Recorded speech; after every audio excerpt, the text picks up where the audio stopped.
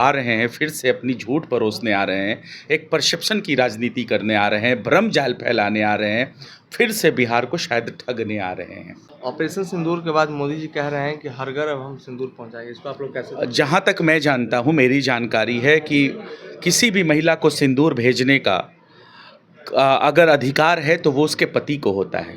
ये भाजपाई अब करना क्या चाहते हैं? हर जगह ये कहीं न कहीं राजनीतिक लाभ लेने की कोशिश करते हैं, झूठ परोस के, परसेप्शन फैला के। आज तक क्या हुआ? जब देश में पुलवामा हुआ, आज भी सवाल वो जिंदा हैं कि आरडीएक्स कहाँ से आए थे।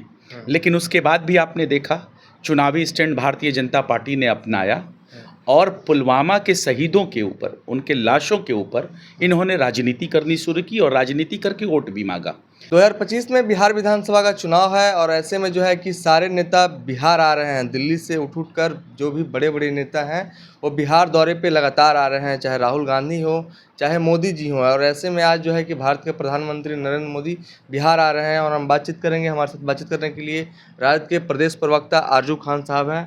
सर, बिहार आ रहे हैं मोदी जी, डर थोड़ा सा लग रहा है, कुछ डैमेज होगा?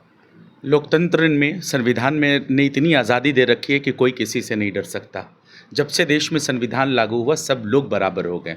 रही बात आदरणीय नरेंद्र मोदी जी की, वो आ रहे हैं, फिर से अपनी झूठ परोसने आ रहे हैं, एक परसेप्शन की राजनीति करने आ रहे हैं, भ्रम जाल फैलाने आ रहे हैं, फिर से बिहार को शायद ठगने आ रहे हैं।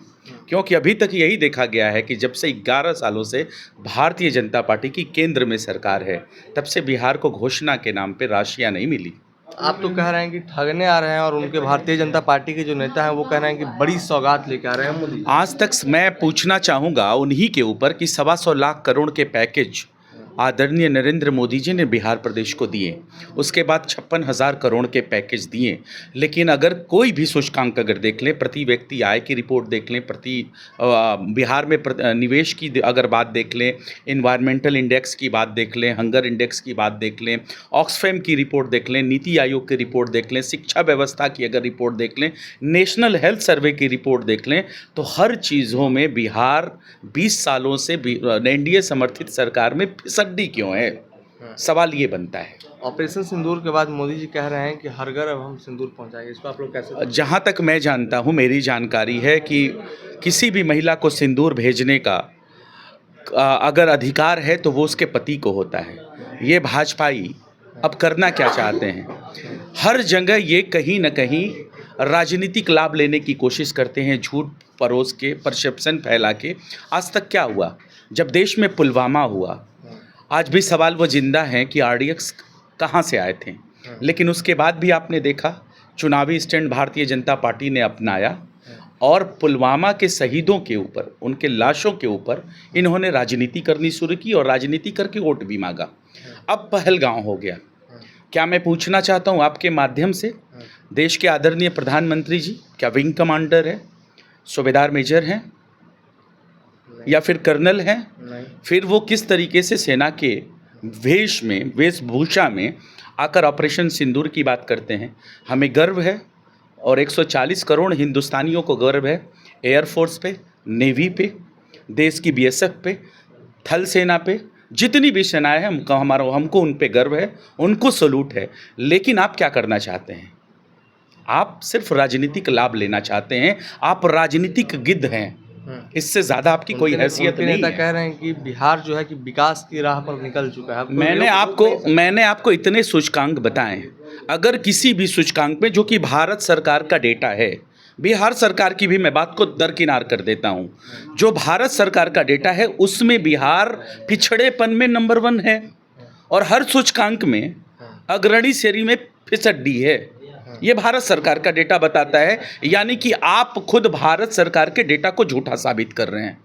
हम तो डेटा बेस्ड बात करना चाहते हैं, हम विकास पे बात करना चाहते हैं। जो श्रम ई पोर्टल पे जो 3 करोड़ है, वो कहीं ना कहीं वो 5 करोड़ है जो पलायन करते हैं मजदूर, जो 2 वक्त की रोजी रोटी के लिए। मैं कहता हूँ 66,000 करोड़ रुपए का आपने एजुकेशन पे, शिक्षा पे आपने पैसा लगाया और इंटरमीडिएट में 100 में से सिर्फ 9 बच्चा पास आउट करता है। और पूरे देश में बिहार ऐसा पहला राज्य है जहां हाई स्कूल में जाते जाते सबसे ज़्यादा बच्चा ड्रॉप आउट करता है, यानी कि अपने 2 वक्त की रोजी रोटी जुगाड़ की वजह से अपने बच्चे को नहीं पढ़ा पाता है।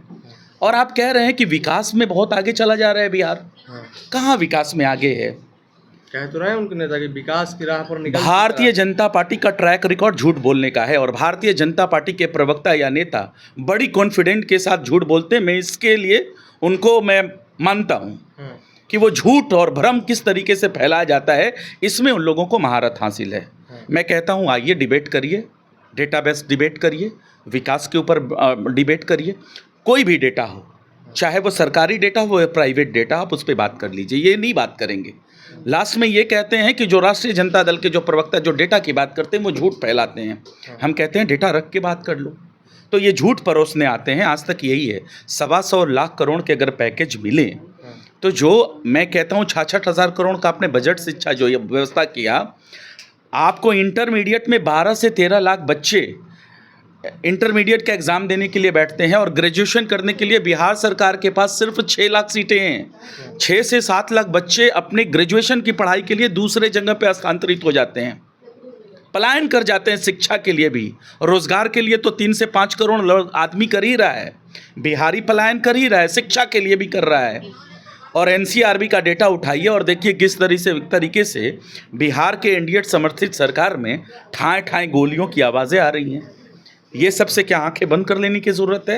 हम सवाल करते हैं बेशर्म सियासत करने वाली भारतीय जनता पार्टी से कि वो बताए कि उन्होंने क्या दिया बिहार को।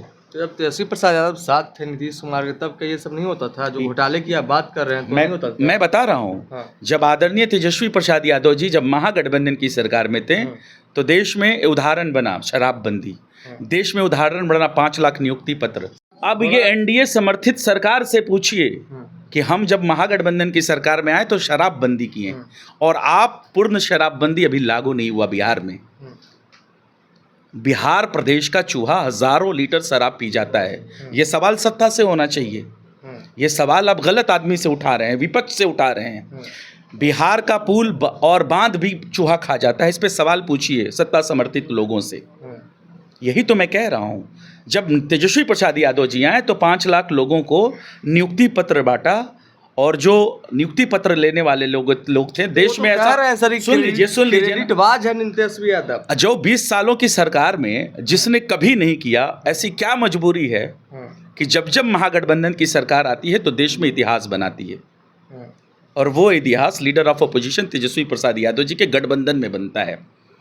चाहे खेल में मेडल लाओ, नौकरी पाओ, नियुक्ति पत्र की बात, शिक्षा कर्मियों को राज्यकर्मी का दर्जा देना, आपकी सोच कहाँ थी? आपकी संकुचित मानसिकता कहाँ थी कि आप नहीं सोच पाते हैं? लेकिन जब जब आदरणीय तेजस्वी प्रसाद जी आते हैं, अपने विज़न को बिहारियों के पास लेके चले जाते हैं और बिहार के सेंटिमेंट से जुड़ी हुई बातों को करते हैं और पटल पे उतार के दिखाते हैं। चलिए, तो हमारे साथ आरजू खान थे, इनका क्या कुछ कहना था आपने सुना। आपकी क्या कुछ प्रतिक्रिया है मोदी जी के बिहार दौरे को लेकर के? अपनी प्रतिक्रिया कमेंट बॉक्स में जरूर दर्ज करें। तब तक के लिए देखते रहें the news hub. Panorama group, जो सोचता है वो करता है।